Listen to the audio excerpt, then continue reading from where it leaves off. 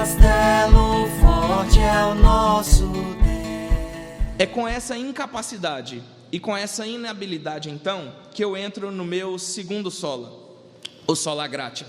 E eu quero que você vá comigo até Efésios 2. Efésios capítulo 2.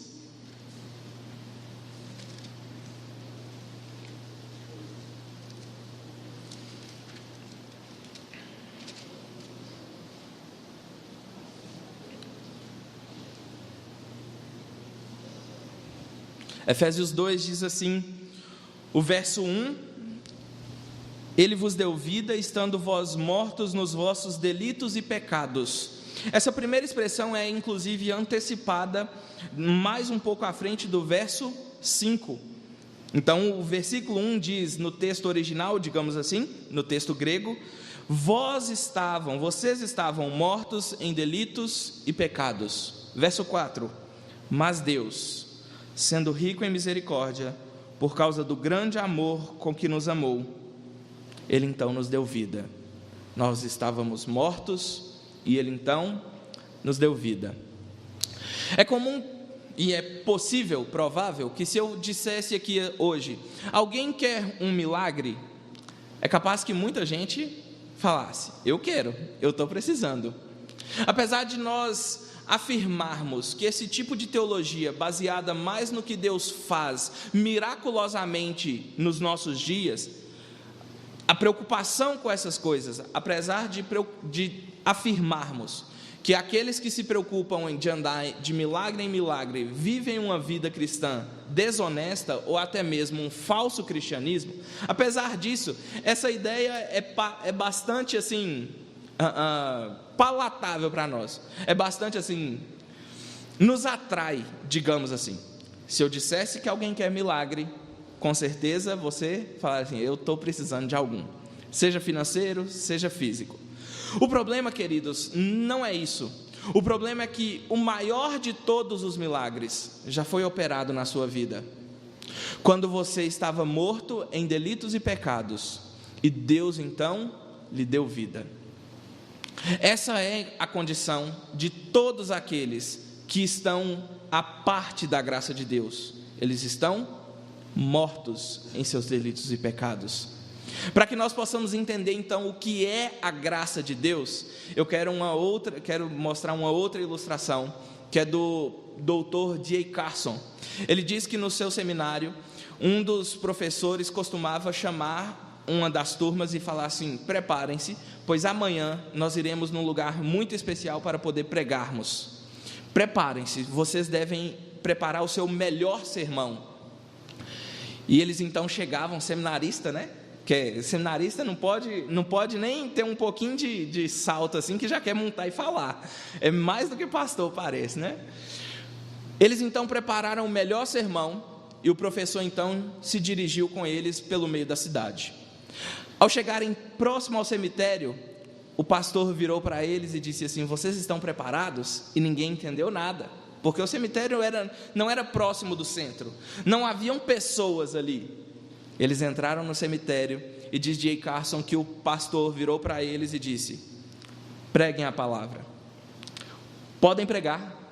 E eles ficaram assustados com aquilo, e então o professor terminou a aula dizendo, abram em Efésios 2 e vejam que é isso que nós fazemos todas as vezes que nós pregamos para alguém sem Cristo.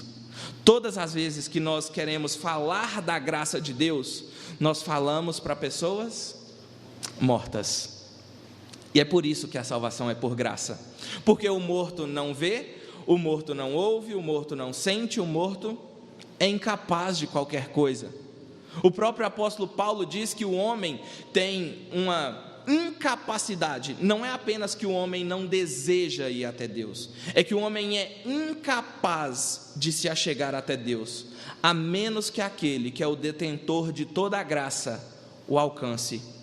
E então circuncide o seu coração, circuncide os seus ouvidos, circuncide os seus olhos, para que ele possa viver o verdadeiro evangelho, perceber que a graça o alcançou.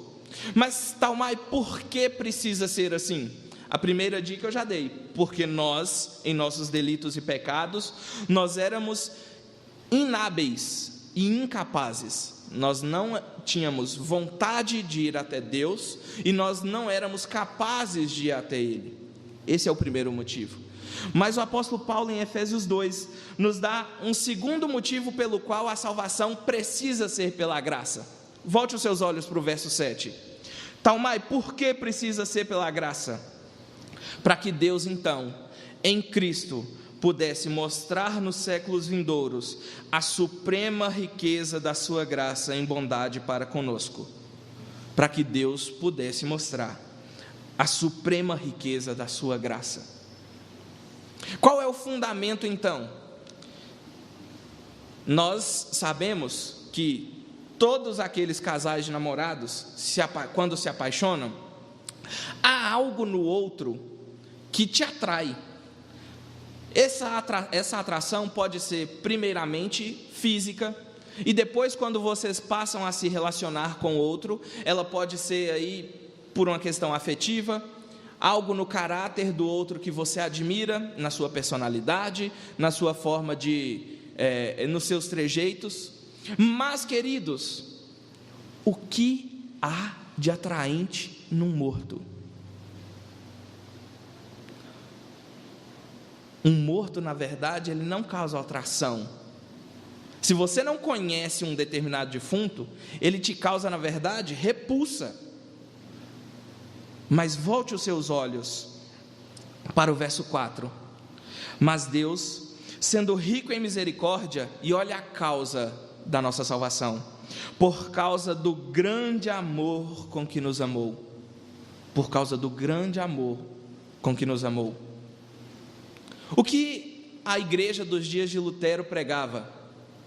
Que a salvação poderia ser encontrada a princípio pela graça, mas era sempre a graça e algo mais. São as obras de Cristo e algo mais.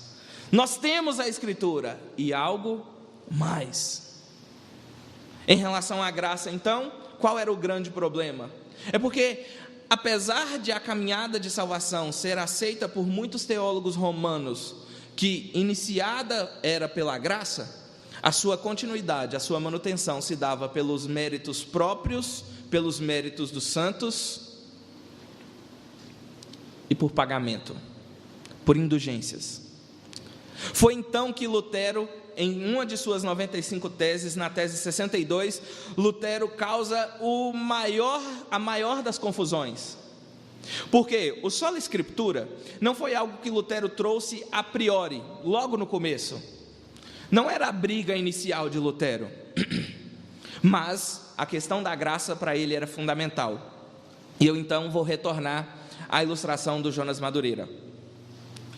O Jonas Madureira afirma que nos dias de Lutero o problema não era que faltava Bíblia.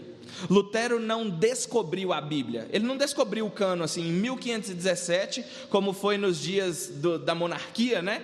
Ele encontrou o livro lá, todo empoeirado, e limpou e falou assim: achei, está aqui. O problema não era esse. Eles tinham a Bíblia, havia até mesmo algumas traduções já em algumas línguas, digamos que vulgares, a língua do povo. O grande problema não era esse, é que apesar de terem a Bíblia, eles não tinham o Evangelho. Apesar de terem a Bíblia, eles não tinham o Evangelho. Lutero, então, na tese 62, diz o seguinte: o grande tesouro da igreja, de maneira até irônica, né? Sarcástica, o grande tesouro da igreja é o verdadeiro Evangelho da glória e da graça de Deus. O verdadeiro tesouro da igreja é o Evangelho da graça de Deus. Era isso então que ele afirmava. O problema está, queridos, voltando os nossos olhos para os nossos dias, para finalizarmos então. Quais são os grandes problemas em relação à salvação pela graça, ao sola gratia? O primeiro deles é que muitas vezes, talvez para nós não, mas nós olhamos para os outros e falamos assim: aquele sujeito não pode ser salvo. Falta alguma coisa para ele ser salvo. Ele precisa fazer alguma coisa assim para ser salvo, sabe? E com isso, esse é o primeiro problema, uma salvação por obras. Com isso eu não quero afirmar o extremo oposto, que é chamado hoje comumente de hipergraça, ou de teologia da graça livre, que é a ideia de que um crente, aquele que se diz nascido de novo, não precisa se arrepender dos seus pecados e mostrar frutos dignos de arrependimento e frutos de santificação. Essa ideia de hipergraça é o que predomina nos nossos dias. Muitas igrejas em que as pessoas podem vir, dar o dízimo, isso é o mais importante, vem, dá o dízimo, dá a oferta, vai embora, mas vive a sua vida do jeito que você quiser, e isso não é salvação pela graça. As pessoas que vivem assim, diz Paulo, elas não compreenderam o Evangelho, elas não compreenderam a graça de Deus. Se onde abundou o pecado, superabundou a graça, quer dizer que nós precisamos pecar bastante para ter bastante graça, diz Paulo? Não, não é assim. Mas nos nossos dias, o evangelho vivido parece ser esse. Pessoas que não querem compromisso. E, voltando então para o princípio de sola escritura, para reafirmar que a ideia de hipergraça não é bíblica, não é reformada, mas é uma heresia inclusive, nós podemos afirmar aquilo que diz João Batista. Como João Batista começou a sua pregação? Arrependam-se. Como Jesus começou a sua pregação? E lembrem, eu estou falando de pregadores da graça de Deus. Como que Jesus começou o seu ministério? Arrependam-se. Como que Paulo começa a sua carta aos Romanos, que é, digamos assim, o suprassumo da sua teologia? Todos pecaram, arrependam-se. A graça de Deus, queridos, não é então uma graça barata, não é uma graça que pode ser comprada, não é uma graça que pode ser barganhada, e não é uma graça que é merecida. É por isso então que graça é, no bom popular, um favor que nós não merecemos, um presente que nós recebemos das mãos do Senhor, por causa do grande amor com que nos amou.